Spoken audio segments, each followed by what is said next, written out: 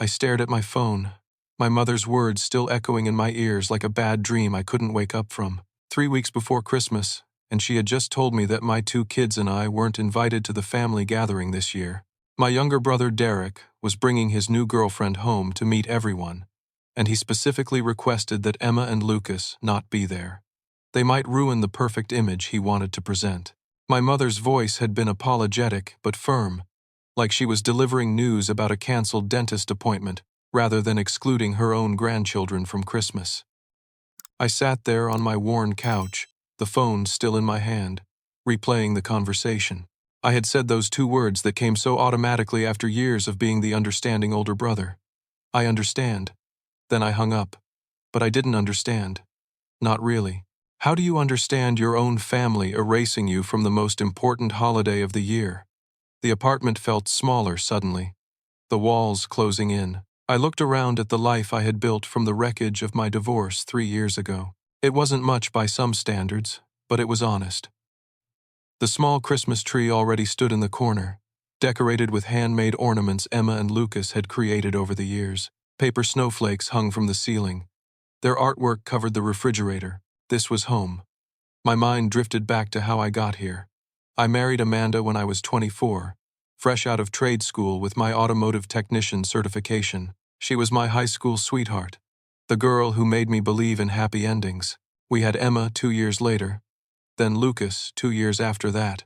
I worked long hours at the auto shop, sometimes 60 or 70 hours a week, to make sure we had everything we needed.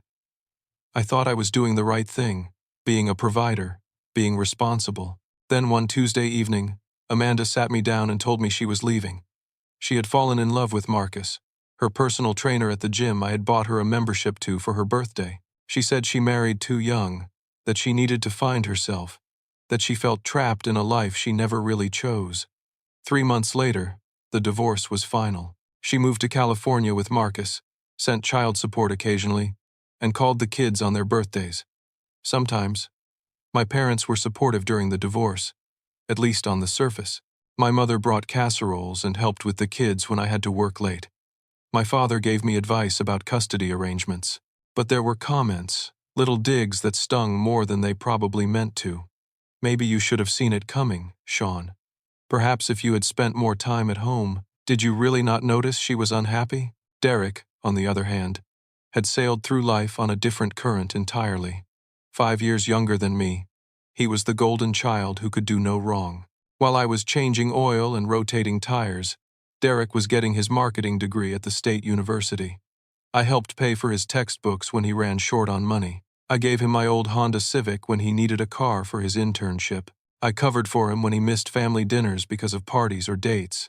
Now Derek drove a luxury sedan, worked at a prestigious marketing firm downtown, and lived in a sleek, high-rise apartment with floor-to-ceiling windows.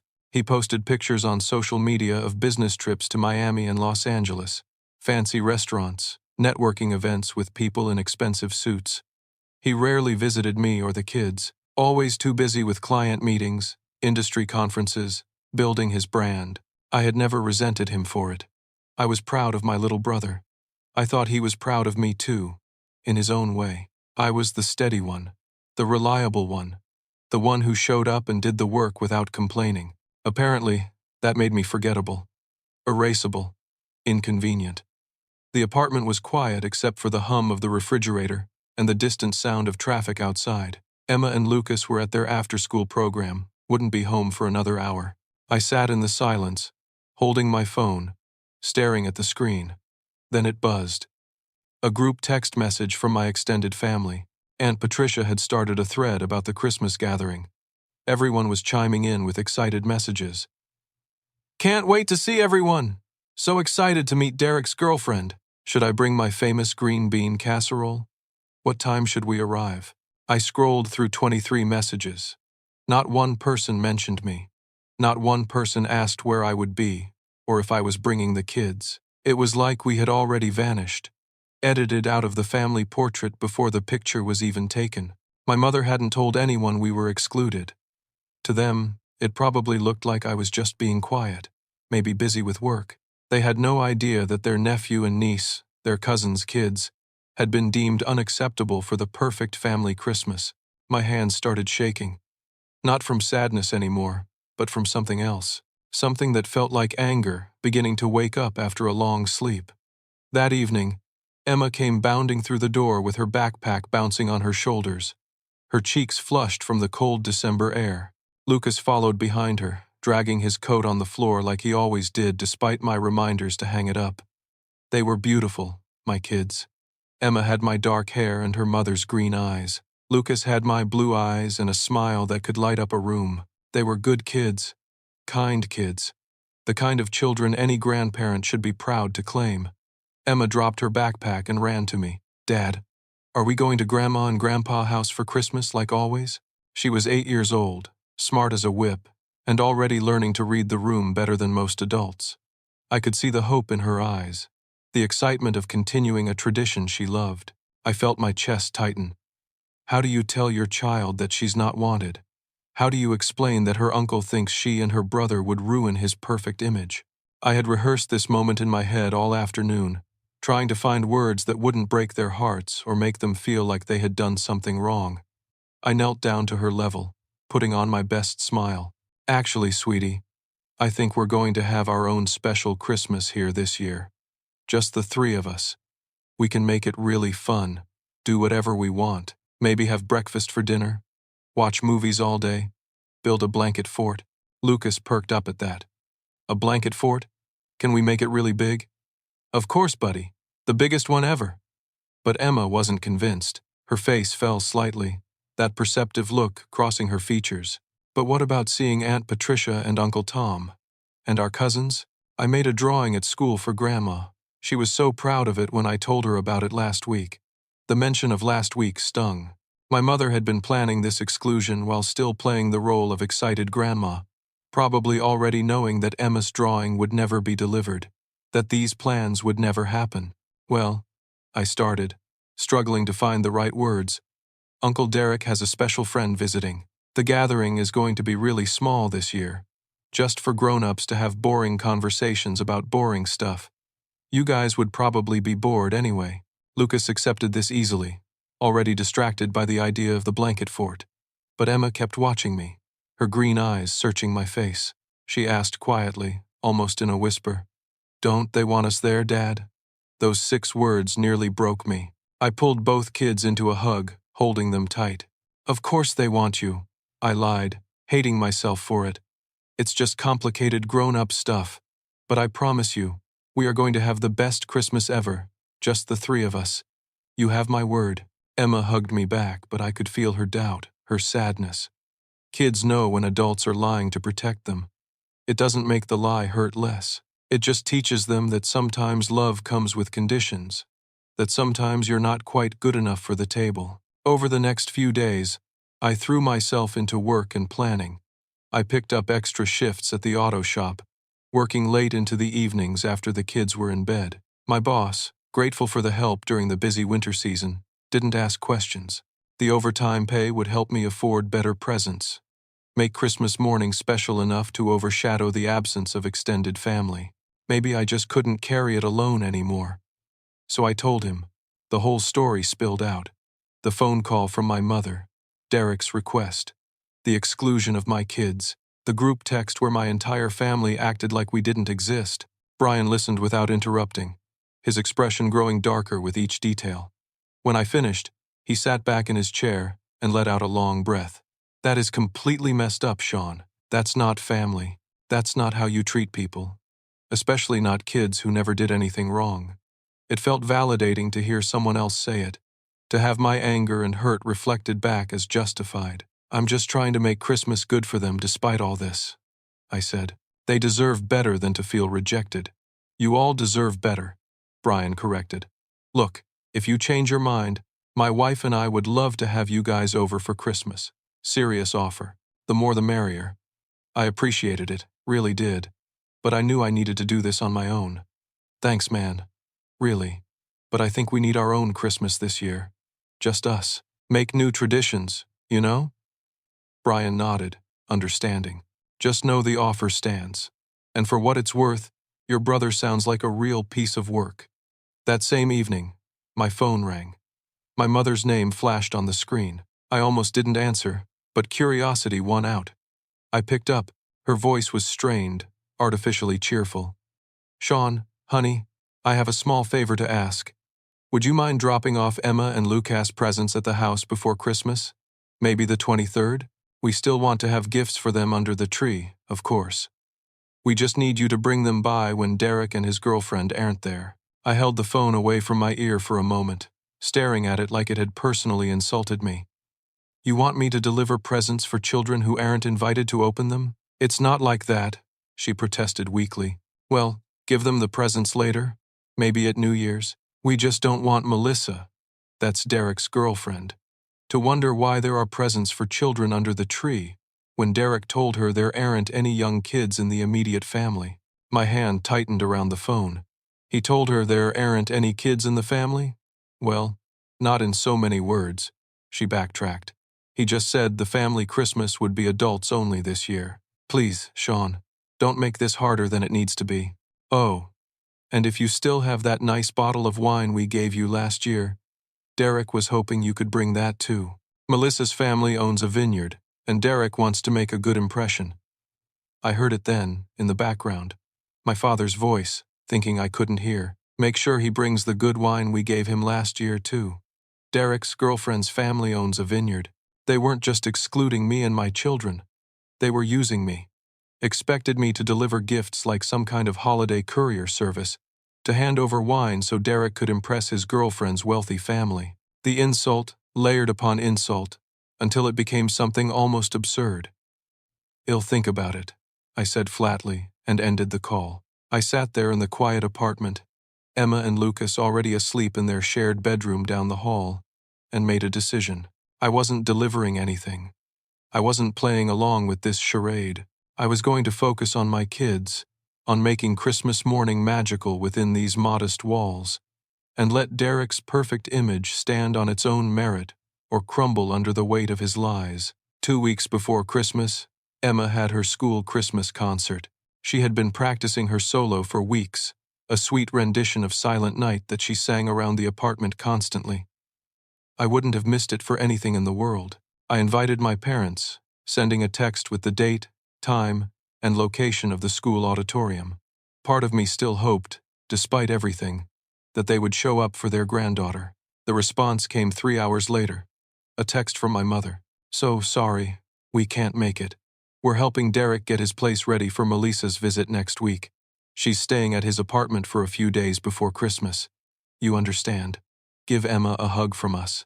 After the concert, as parents milled around, congratulating their kids and taking photos, a woman approached me. I recognized her vaguely from other school events, one of those faces you see repeatedly but never quite connect with. She was probably in her mid-30s, with kind eyes and an easy smile. "Your daughter was wonderful," she said. "That solo was beautiful." "Thank you," I replied, watching Emma across the room showing off her performance to some friends. "She's been practicing for weeks, I can tell. I'm Catherine, by the way. My daughter Zoe is in Emma's class. The girl with the braids who played the triangle. I remembered seeing them together sometimes at pickup. Nice to officially meet you. I'm Shaun." We chatted for a few minutes about the concert, about the upcoming winter break, casual parent small talk. Then Catherine said something that caught me off guard. "I've noticed you're at all the school events.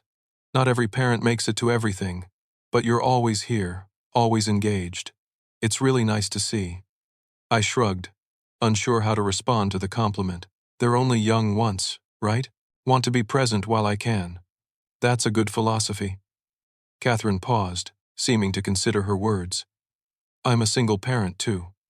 My husband passed away 3 years ago, so I get it, the juggling act, making sure they know they're loved even when it's just you." "I'm sorry for your loss," I said genuinely. "Thank you. It gets easier, but different. Anyway, I was wondering, what are your Christmas plans? Doing anything special?" "Just keeping it low-key," I said, not wanting to explain the whole messy situation. The 3 of us at home, making it cozy. Something flickered across Catherine's face. Sympathy, maybe, or understanding. She started to say something, then stopped herself. "Well, if you ever want to arrange a play date for the kids, Zoe and Emma seem to get along really well. I think they'd enjoy it. That would be great, I said, meaning it. We exchanged numbers, and Catherine gave me one more smile before heading off to find her daughter. It was a small moment, a brief connection, but it reminded me that not everyone saw my circumstances as shameful or inconvenient. Some people just saw a parent trying his best. The next day, something strange happened. I got a Facebook friend request from someone named Julia Patterson. I didn't recognize the name, but when I clicked on the profile, I saw we had several mutual friends: Derek, my mother, my father, several extended family members. The profile picture showed a woman in her early 30s with dark hair and a warm smile, standing on a beach somewhere tropical. Curiosity got the better of me, and I accepted the request. Immediately, a message notification popped up. Julia Patterson had sent me a direct message. My pulse quickened as I opened it. "Hi, Shaun. I'm sorry to reach out like this, but I think you should know something about Christmas. I hope this isn't overstepping." I stared at the message, confused. Who was this person? I typed back. "Hi, Julia. I'm sorry, but who are you exactly?" Her response came quickly. "I'm Melissa's sister, Derek's girlfriend. We've never met, but I heard your name mentioned and did some digging. I think you and I need to talk." My heart started pounding. I typed back, "I'm listening." What came next was a series of messages that made my blood run cold. Julia explained that her sister Melissa had been dating Derek for 8 months. Melissa had mentioned to Julia that she was excited to go home with Derek for Christmas to meet his wonderful family. According to Derek, his family was extremely close-knit, sophisticated, and successful. He had specifically told Melissa about his older brother, the successful business owner who was always traveling for work. Julia's next message hit like a punch to the gut. Derek told Melissa, "You're in Europe right now on business. He said you're some kind of international car dealership owner, always flying between London and New York. That's why Melissa won't be meeting you at Christmas. You're supposedly out of the country." I read the message 3 times, each time feeling more stunned. He had created an entire fictional version of me, complete with a career and a lifestyle that bore no resemblance to reality. And in this fiction, I apparently had no children. I typed back, "Melissa doesn't know I have kids." Julia's response was immediate. Derek told her he has no nieces or nephews. He said it's just him and his parents for Christmas, very intimate. My sister values family more than anything. She comes from a big, close family. That's part of why she was so excited about Derek. He painted this picture of a perfect family dynamic. Another message followed. I found out the truth by accident. I was at my parents' house last week and saw an old photo on their mantel. It was from Derek's Facebook from a few years ago, a family gathering. There were kids in the photo. When I asked Melissa about it, she looked confused and said, Derek definitely told her there were no young kids in the immediate family. That's when I started digging and found your profile. "Those are your kids in that photo, aren't they?" "Yes," I typed back, my hands shaking. "Emma and Lucas. They're 8 and 6. Julia sent one more message. "I'm so sorry. I debated whether to reach out, but this felt wrong. My sister deserves to know the truth about who she's dating. And you deserve to know that Derek is literally erasing you and your children from existence to impress her family. Melissa's parents are wealthy. Her father owns several businesses. I think Derek sees her as a career opportunity as much as a relationship." I sat back, my mind reeling. This was worse than I thought. Derek wasn't just embarrassed by my circumstances or worried about managing complicated family dynamics. I could tell my parents what I learned, but they had already chosen his side. I could do nothing and let Derek's house of cards stand, but that felt like accepting my own erasure. The next morning, after dropping the kids at school, I called my mother. I needed to hear it from her directly, needed to confirm what Julia had told me. She answered on the 3rd ring, her voice cautious. "Shaun, is everything okay? I need to ask you something, and I need you to be honest with me. Does Melissa know I exist? Does she know about Emma and Lucas?" The silence on the other end stretched for several seconds. Then my mother sighed. "Derek asked us to be careful about what we discussed during her visit. He wants to make a good first impression." "That's not what I asked," I pressed. "Does she know I exist?" Does she know about my children? Another pause. He told her you're a businessman who travels internationally. He didn't specifically mention that he has nieces and nephews. No. So he lied to her. He didn't lie exactly, my mother said defensively. He just simplified things. Has planning to tell her everything once they're more serious, once she's more invested in the relationship. When? I asked, my voice rising. After they're engaged? After they're married? When does my family stop being a secret? You're being dramatic, Shaun. This is just for one holiday season. I took a breath, trying to stay calm. What exactly did Derek ask you not to talk about? My mother's voice became uncomfortable. He asked us not to bring up certain topics that might seem complicated or might give the wrong impression. What topics? Your divorce, she said quietly. Your job at the auto shop. The kids. Anything that might seem, well, blue-collar or messy. Melissa comes from a very refined background, and Derek wants her to see our family in the best possible light. Do you hear yourself?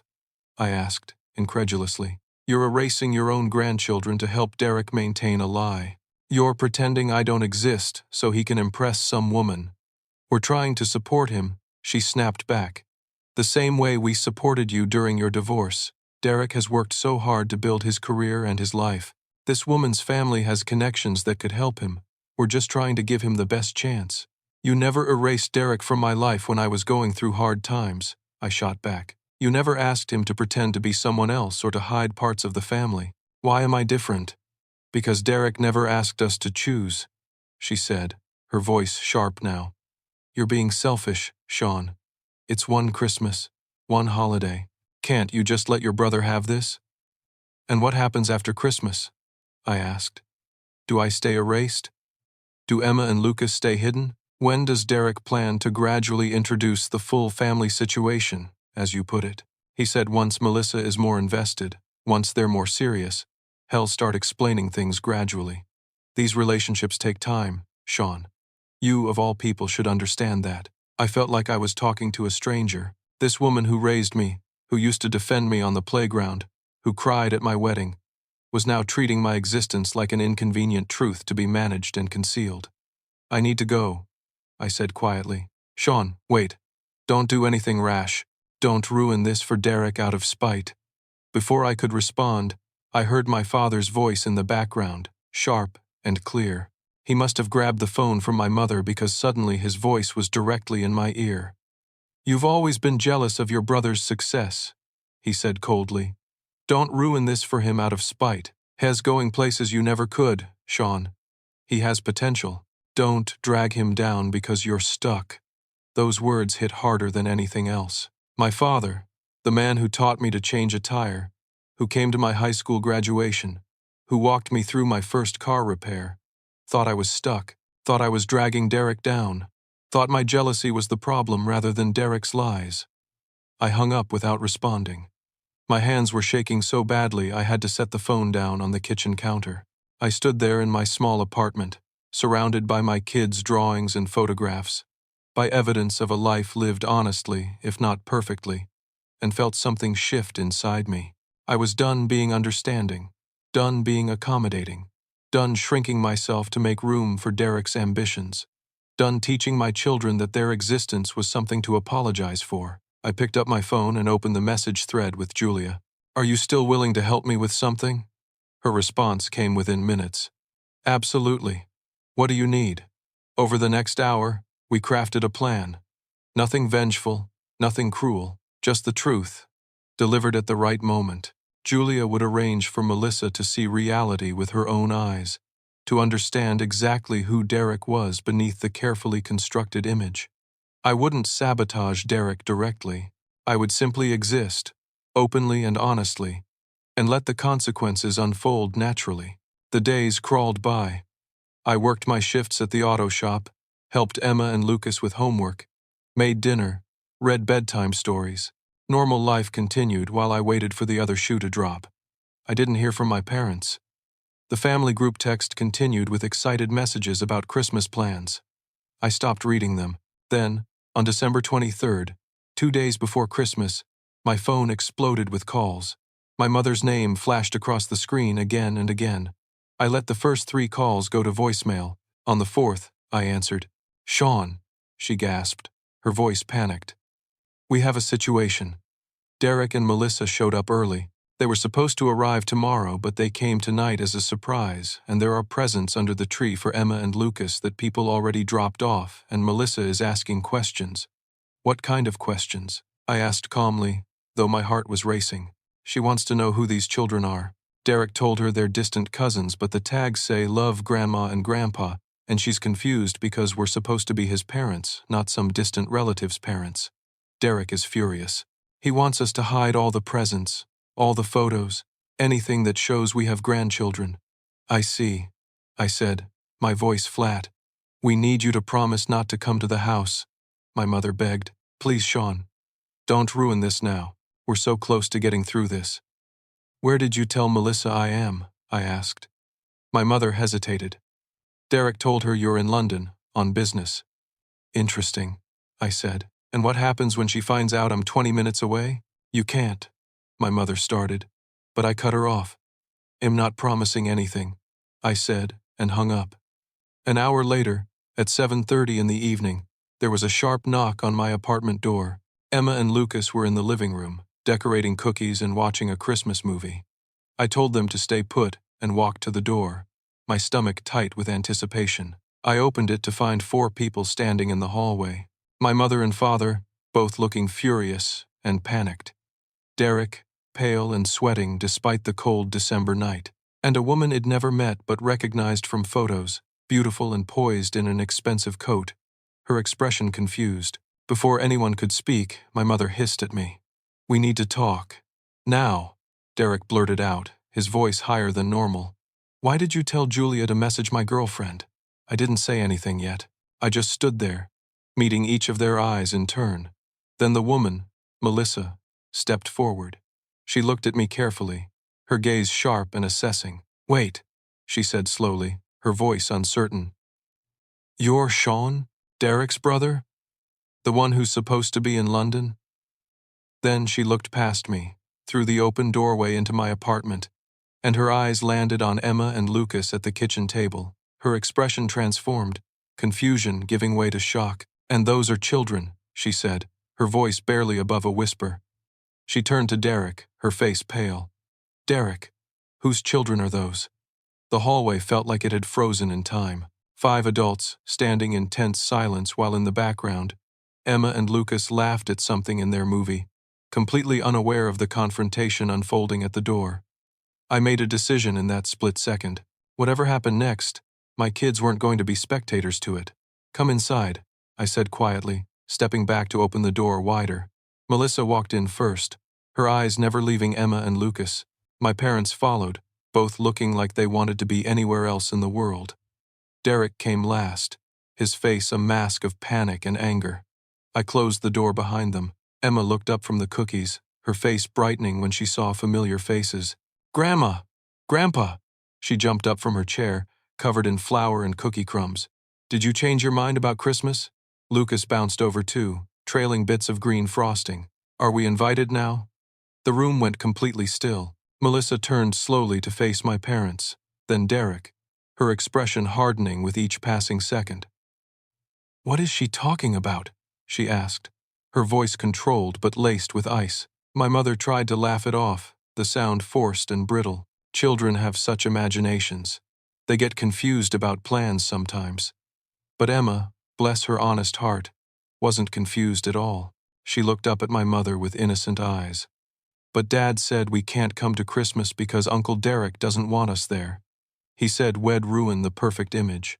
Lucas added helpfully, his 6-year-old voice carrying clearly across the apartment. "Dad said it's okay, though. We're going to have our own Christmas with blanket forts." Melissa's face had gone from pale to white. She looked at Derek, at my parents, at me, at the kids. Her mouth opened and closed twice before words came out. "What are they talking about, Derek?" Derek started to speak, his voice cracking. "Shaun, what have you been telling your kids? That's not what happened. You're twisting things." I held up my hand. "Emma, Lucas, I need you to go to your room for a few minutes, okay? Take your cookies with you. I need to talk to the grown-ups." "But Dad," Emma protested. Now, please, I said gently but firmly. They obeyed, sensing the tension, grabbing their plate of cookies and hurrying down the hall. Emma threw one last confused look over her shoulder before disappearing into their bedroom. I heard the door click shut. Once they were gone, I turned to face the adults in my living room. Melissa stood in the center, her designer handbag clutched in her hands like a shield. My parents hovered near the door, looking guilty and trapped. Derek stood frozen near the couch, his carefully maintained composure crumbling. I looked directly at Melissa. "I'm Shaun," I said, my voice steady and calm despite the adrenaline coursing through me. "I'm Derek's older brother. Those are my children, Emma and Lucas. They're 8 and 6. They're Derek's niece and nephew. I'm not in London. I live 20 minutes from my parents' house. I've been excluded from Christmas because Derek asked our parents to pretend I don't exist."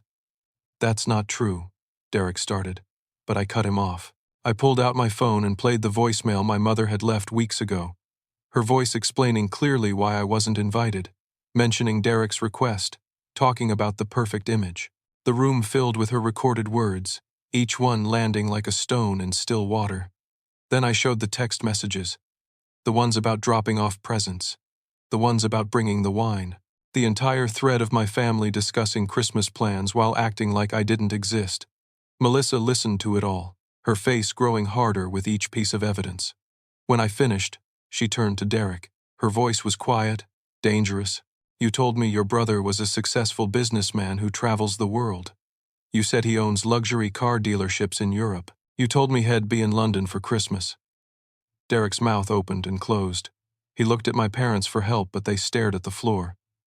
"I was going to tell you everything eventually," he finally managed. "I just wanted you to fall in love with me first before dealing with all the complicated family stuff." "Complicated?" Melissa's voice rose slightly. "A brother and his children are complicated?" My father tried to step in, his voice taking on that authoritative tone he used when he wanted to end discussions. "Shaun has had a rough few years. Divorce, money troubles. Derek didn't want to burden you with all that negativity during the holidays. He was trying to protect you from family drama." Melissa turned on my father with a look that could have melted steel.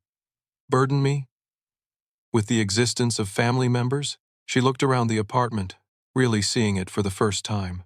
The small but tidy space, the second-hand furniture, the Christmas tree with handmade ornaments, the refrigerator covered in children's artwork, the walls lined with photographs of me and the kids, photos from school events and birthday parties and ordinary moments of life. Her eyes landed on one photo in particular, me in my work uniform from the auto shop, grease-stained and smiling, holding up a wrench.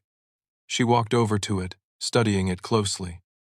"You're a mechanic," she said. It wasn't a question. "Yes," I said. "I am." She turned back to Derek, and I saw something break in her expression.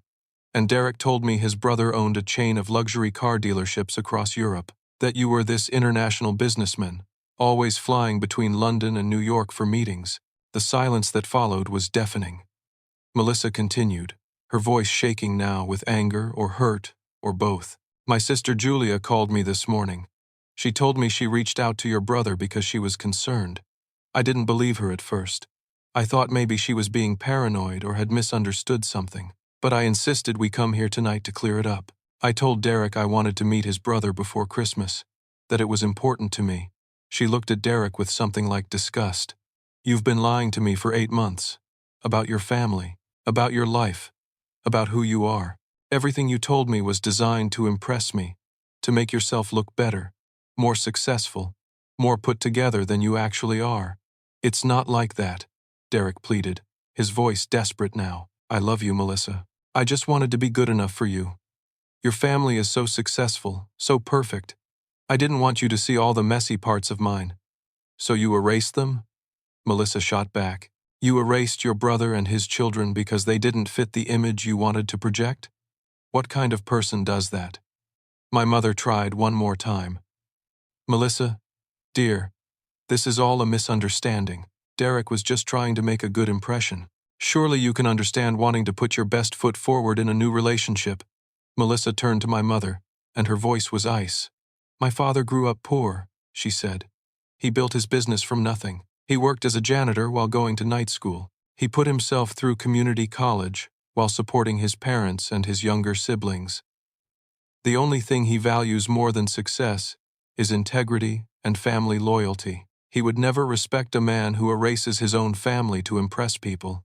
She looked back at Derek, and I saw the moment she made her decision. We're done. I can't be with someone who lies about something so fundamental. Someone who would throw away his own family for social climbing. That's not who I want to build a life with. Melissa, please, Derek started, reaching for her.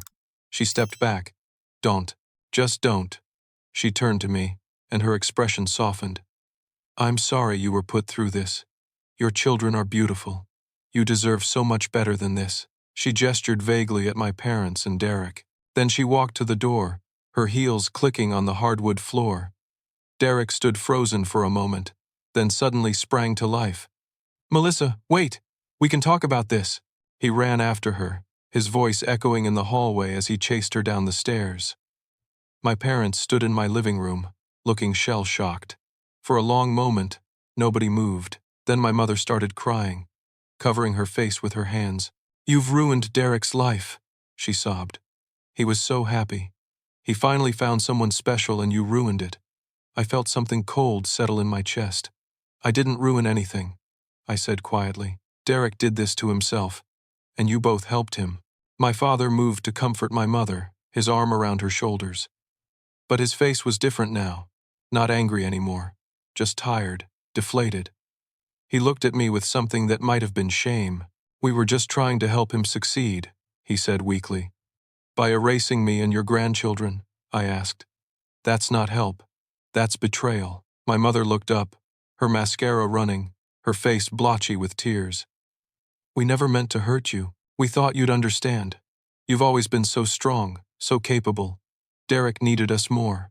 So you took me for granted, I said. You assumed I'd just accept being invisible because I wouldn't make a fuss about it. You assumed my kids would be fine with learning that their grandparents value their uncle's image more than their existence. That's not fair, my mother protested weakly. Fair? I felt my voice rise despite my efforts to stay calm. Fair would have been treating both your sons with equal respect. Fair would have been telling Derek that lying to his girlfriend about his family was unacceptable. Fair would have been standing up for your grandchildren instead of hiding them like they're something to be ashamed of. My father sank onto the couch, his face in his hands. Your brother always needed more help, he said, his voice muffled. You were always so independent, so self-sufficient. You figured things out on your own.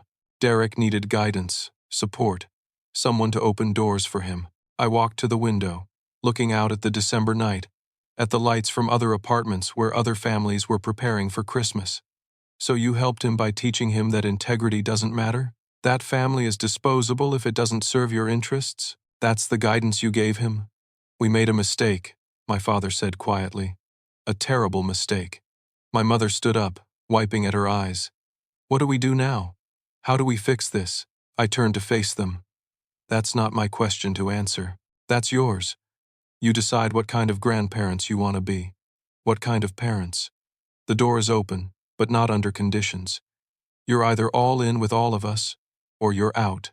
I won't let my kids learn that love is conditional, that they have to earn their place at the table.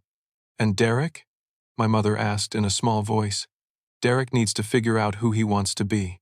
I'm not his keeper, but I'm also not going to pretend to be someone I'm not or hide my kids so he can maintain a fantasy. My parents left quietly, no resolution, no promises, just a heavy silence and the weight of choices that couldn't be undone. The door clicked shut behind them, and I stood alone in my living room, the sound of the Christmas movie still playing faintly from the kids' bedroom. I walked down the hall and opened their door. Emma and Lucas were curled up on Emma's bed, the plate of cookies between them, watching a tablet. They looked up when I came in, their faces uncertain. Is everything okay, Dad? Emma asked. It's complicated, I said honestly, sitting on the edge of the bed. Sometimes grown-ups mess up and hurt each other. But I want you both to know something really important. You did nothing wrong. Nothing. You are wonderful, amazing kids, and anyone who doesn't see that is missing out, okay? Lucas nodded, but Emma, as always, saw deeper. Are Grandma and Grandpa mad at us? They're not mad at you, I promised. They're figuring some things out. But no matter what happens with them, you and me, we're solid. We're a team. And we're going to have the best Christmas, just like I promised. Over the next 2 days, leading up to Christmas, I heard nothing from my family. No calls, no texts, no updates on Derek or his situation with Melissa. The silence was almost worse than the conflict. I focused on the kids, on making cookies and watching holiday movies and building that massive blanket fort in the living room that Lucas had requested weeks ago. On Christmas Eve, we stayed up late hanging stockings and leaving out cookies for Santa. The kids were buzzing with excitement, all thoughts of family drama forgotten in the magic of Christmas morning anticipation. I tucked them into bed, read them the night before Christmas, and kissed their foreheads. When I finally collapsed into my own bed near midnight, exhausted but satisfied, I felt something unexpected. Peace. Despite everything, despite the broken family relationships and the uncertainty about the future, I felt like I had done the right thing. I had refused to disappear. I had refused to teach my children that their worth was negotiable. Christmas morning arrived with Lucas jumping on my bed at 6:15, Emma close behind. They dragged me to the living room where our modest tree stood, surrounded by the presents I had carefully saved and budgeted for. We spent the morning in pajamas, opening gifts and playing with new toys and eating breakfast for dinner, because that was our tradition now. Around 10 in the morning, there was a knock at the door. I tensed immediately, but Emma and Lucas were too absorbed in their new art supplies to notice. I walked to the door slowly, unsure what I'd find on the other side. My parents stood in the hallway. Both of them looked like they hadn't slept. My mother's eyes were red and puffy. My father's shoulders sagged. They each held several wrapped presents in their arms. My mother spoke first, her voice hoarse. "We're so sorry, Shaun. We were wrong, so completely wrong. Can we please spend Christmas with our grandchildren?" My father added quickly, his own voice thick. "And with you, son. If you'll have us." I looked at them for a long moment, searching their faces for sincerity, for real understanding of what they had done and why it mattered. I saw regret there, genuine regret. But more than that, I saw fear. Fear of losing connection with their grandchildren, with me, of having broken something irreparable. "Come in," I said finally, stepping aside. The change in the apartment was instantaneous. Emma and Lucas screamed with joy, running to hug their grandparents. My parents dropped to their knees, hugging the kids back. My mother crying again, but different tears this time. My father's eyes were wet too as Lucas showed him his new toy truck, and Emma pulled my mother over to see her art supplies. The day was tentative, careful. We didn't talk about Derek or Melissa or the events of 2 nights ago. We just existed together. My parents helping make Christmas dinner in my tiny kitchen. My father getting down on the floor to build a racetrack with Lucas. My mother sitting with Emma and painting watercolors at the kitchen table. In a quiet moment, while the kids were in the living room showing off their new things, my father found me at the sink washing dishes. He picked up a towel and started drying without being asked. We worked in silence for a few minutes before he spoke. "I said you never went anywhere," he said quietly, not looking at me. "That you were stuck. That Derek was going places you never could. I need you to know I was completely wrong about that." I didn't respond, just kept washing. "You became a man who shows up," he continued. "Who keeps promises. Who puts his kids first no matter what. That's further than most people get in a whole lifetime. That's further than I got, if I'm being honest. I took you for granted because you made everything look easy. I forgot that just because you didn't complain didn't mean you weren't struggling. I'm sorry, Shaun. I'm so sorry." I set down the dish I was washing and turned to face him. Being a father isn't about being perfect. It's about showing up and trying to do better when you mess up. You're here now. That matters. He nodded, wiping at his eyes with the dish towel. "We're going to do better. Your mother and I talked all night. We're going to be the grandparents Emma and Lucas deserve, and the parents you deserve." The days after Christmas were strange in the best way. My parents called every day, asking about the kids, making plans to visit. They asked about my work, actually listened when I talked about projects at the auto shop. They showed up to Emma's basketball game on December 30th, sitting with me in the stands, cheering until their voices were hoarse. Derek remained silent. No calls, no texts, nothing. I learned through the family grapevine, through a cousin who reached out, that Melissa had indeed broken up with him permanently. Apparently, her father had called Derek personally to tell him how disappointed he was in his character, in his willingness to deceive and manipulate to get ahead. That call, my cousin said, had hit Derek harder than the breakup itself. 3 days after New Year's, I got a text from Derek. Just 4 words. I'm sorry. I was wrong. I didn't expect forgiveness. I stared at the message for a long time. I wasn't ready to respond. Maybe I would be someday.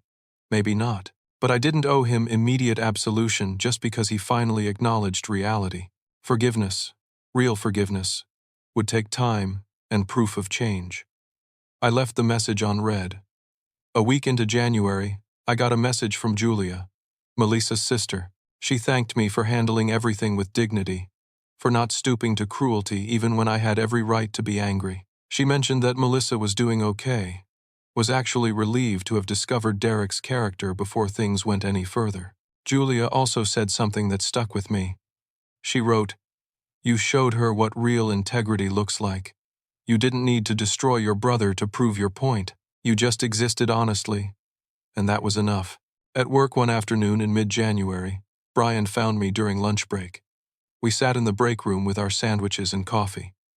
"So," he said, "I've been meaning to ask, how did everything turn out with the whole Christmas situation?" I filled him in on everything. The confrontation at my apartment, Melissa walking out, my parents' tentative reconciliation, Derek's silence, and eventual apology. Brian listened, shaking his head in amazement. "You could have destroyed your brother when you had the chance," he said. "You had all the ammunition, all the moral high ground. You could have made him look terrible. That wouldn't have helped my kids see how real men handle conflict," I said. "I wanted them to see that truth doesn't need cruelty to win, that you can stand up for yourself without tearing someone else down. That integrity matters more than revenge." Brian raised his coffee cup in a mock toast. "That's wisdom right there, man. Your kids are lucky to have you." That weekend, I took Emma and Lucas to the park. It was cold but sunny, one of those crisp winter days where the sky is impossibly blue. They ran around on the playground while I sat on a bench, watching them play, listening to their laughter carry across the frozen grass. My phone buzzed, a text from my mother asking if they could take the kids to the zoo next weekend. I smiled and texted back yes. Then another buzz, this one from Catherine, the single mother I'd met at Emma's Christmas concert. She was asking if the kids wanted to have a playdate with her daughter Zoe, maybe grab pizza together. I responded yes to that too. Life was moving forward, building new connections, healing old wounds. Not perfect, not without scars, but honest and real. Emma came running over, her cheeks flushed from the cold. "Dad, watch me on the monkey bars. I'm getting really good." "I'm watching," I called back. "Show me what you've got." She ran back to the playground equipment, and I watched her climb and swing with determination. Lucas cheering her on from below. These were my kids, beautiful and brave and completely themselves. And they would grow up knowing that their existence was never something to hide, never something to apologize for. Later that evening, after dinner and baths and bedtime stories, after Emma and Lucas were asleep in their room, I sat on my couch in the quiet apartment. I thought about everything that had happened, about the pain and betrayal, and ultimately, the unexpected healing that had come from refusing to stay invisible. I pulled out my phone and opened the Notes app. I started typing, trying to put into words what I had learned, what I wanted to remember on hard days, what I hoped my kids would understand someday when they were old enough to really grasp what had happened. I wrote, "Being strong doesn't mean accepting disrespect to keep the peace. Real family isn't about pretending to be perfect or hiding the messy parts. It's about showing up honestly, even when it's hard." My kids didn't need a Christmas at a big house with expensive decorations. They needed to see their father refuse to disappear just to make someone else comfortable. They needed to learn that their existence is never something to apologize for. I paused, thinking about Derek, about my parents, about all the complicated feelings that still swirled around those relationships. I kept writing. Sometimes the greatest gift you can give the people you love is the truth, even when it costs you something. Because at the end of the day, a man who stands for nothing will fall for anything. I refuse to teach my children to shrink themselves to fit into someone else's version of acceptable. I refuse to model a life where love is conditional and worth is negotiable. I set the phone down and looked around my modest apartment. The same apartment that Derek had been ashamed of, that he had erased from his carefully constructed image. But these walls held real life, real love, real moments of joy and struggle and growth. This was worth more than any perfect image could ever be. My phone buzzed one more time. My father had sent a photo. It was from Emma's basketball game earlier that week. Emma mid-shot, tongue sticking out in concentration, the ball arcing toward the basket. My mother, my father, and me were visible in the background, all on our feet, all cheering. Below the photo, my father had written, "This is what matters. Thank you for reminding us." I saved the photo, added it to the collection on my wall, then I turned off the lights and headed to bed, tired but content. Tomorrow would bring new challenges, new moments to navigate, new opportunities to show up for my kids. But tonight, I could rest knowing I had done right by them, had taught them something valuable about worth and integrity and the courage to exist honestly in a world that sometimes demands we hide our truth. The story of that Christmas would become part of our family history, a turning point that changed relationships and reset expectations. Emma and Lucas would remember it not as the Christmas they were excluded, but as the Christmas their father showed them that some things are worth fighting for. Even quietly, even without drama, just by refusing to accept anything less than full recognition of their worth. And maybe someday, Derek would understand what he had almost thrown away for an image, for approval, for a relationship built on lies. Maybe he would learn what I had learned that December, that the only life worth living is an honest one, and the only family worth having is the one that sees you completely and loves you anyway. But that was his journey to make. Mine was here, in this small apartment, with my beautiful kids, building a life that was real and messy and completely, honestly ours. Before I finish, I want to ask you something. Have you ever felt invisible in your own family? Have you had to make the choice between keeping the peace and standing up for your worth? How did you handle it? I'd love to hear your stories in the comments below. If this story resonated with you, if it made you think about your own relationships or the values you want to teach your children, please hit that like button and subscribe to the channel. Share this story with someone who might need to hear it, someone who's struggling with similar family dynamics or trying to figure out how to stand up for themselves without losing the people they love. Thank you for listening to my story, for taking this journey with me through one of the hardest and most important Christmases of my life. I hope it reminded you that your existence is never something to apologize for, that real love doesn't require you to hide parts of yourself, and that sometimes the bravest thing you can do is simply refuse to disappear. Wishing you and your families honesty, integrity, and the courage to love each other completely.